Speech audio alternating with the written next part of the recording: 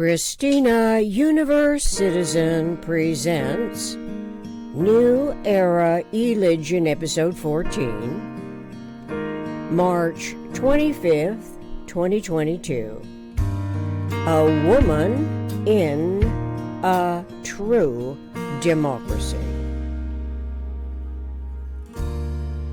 A true democracy has yet to manifest in the truest sense of this word, democracy.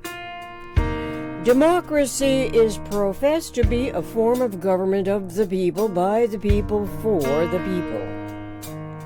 So that a woman of the female gender, from a trusted seat of judgment, judging, and interpreting rules and laws in a court of law, advances to the highest court when asked during the vetting process if she can define what a woman is, answers no. In truth, she cannot be the woman for the tenured position because she is in an ambitious conflict with what protects her best interests and consequently will not protect the people's best interest. In the natural course of events in our civilized coexistence, humans invent words to be articulated throughout the universal communications process as the essential nomenclature. Words explain, describe, define what people consider themselves to be, how they can identify each other without doubt. The word girl identifies a female who grows into a woman with expectations concerning protection. Women protect the children and are protected by the men in a healthy coexistence. Men expect that women will protect their best interests and will provide for the well-being of their gender as males that the children can rely on. It is as the family unit. The family expects that the courts of the land stand in perpetuity to protect their constitutional rights as individuals whom, from birth, is a physical being, a gender, either male or female. The male gender or the female gender does not engender fear about being a girl or a boy, a female or a male, but societal expected behavior can indicate preferred identity and the contemporary adaptations that differ from the traditional roles expected from each other to be played as integrals of the survival game in the least complicated, most protected environment. It gets more confusing and self-other deluding when the fear-engendered implications stem from socio-political, increasingly more ambitious agendas. Be that as it may, males and females procreate to produce a child or children.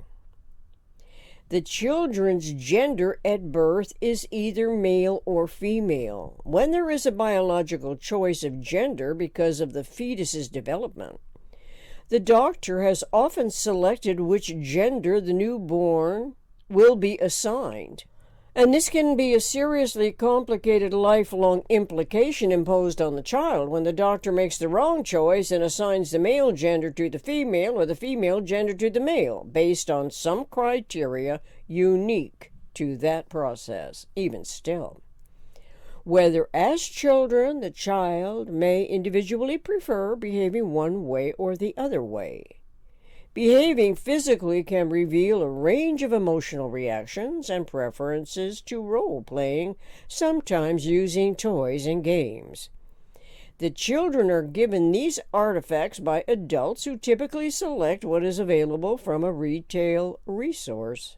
Or the parents make toys for the children's imagination, as the boys tend to emulate the men and the girls tend to emulate the women. Sometimes the boys emulate the mother, and the girls emulate the father. Typically, and unless other factors interfere with survival needs, the woman is the mother. The man is the father. The parents protect the children. Children can protect each other as siblings and playmates, which is a natural inclination against harm. It is an innate, loving instinct that the human feels to protect self and others, even those who may endanger them. Then it is a protective measure related to survival. By the time adults refer their specific survival issues to the courts of law, the intelligent judges and intelligent lawmakers ought to be fully developed adults of sound mind, where questions of gender identity with the individual mentality ought to synchronize with comprehending the language the people use in everyday speech. It is the language that clearly refers to the male as a man and the female as a woman of the greater proportional humanity population. The macrocosm whole, WHOLE, population of males and females, men and women coexist to procreate the human species. The greater majority in a population exemplify species survival. Compared to the microcosmic, fewer deviations from the whole, WHOLE, populations as a norm must never displace the potential balance and stability of the family unit. Therefore, a woman as a judge of the highest court of the land in a true democracy ought to clearly understand from personal experience and observing self and others in the communications environment that a woman develops from childhood as a girl. The girl knows what being a girl is. As girls in a healthy coexistence with other girls, they cherish the anticipated role as a woman who someday may select a male counterpart for procreating a child and or children. The maternal instinct in this regard varies and according to circumstances correlating to childhood and the individual personality.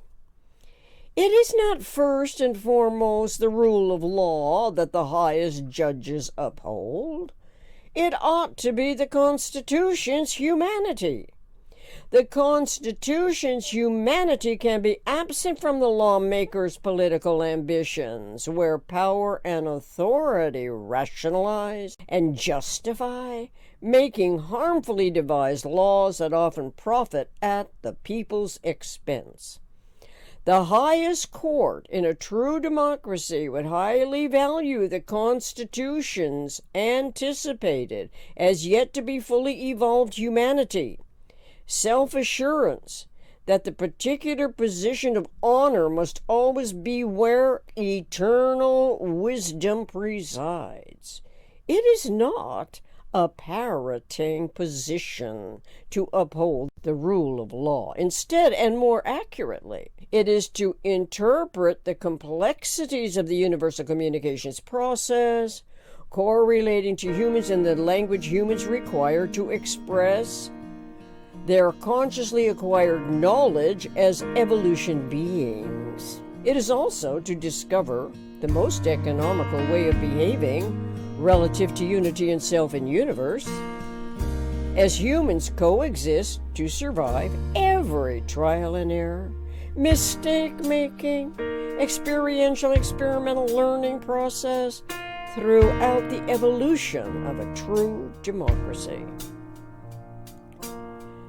Thank you.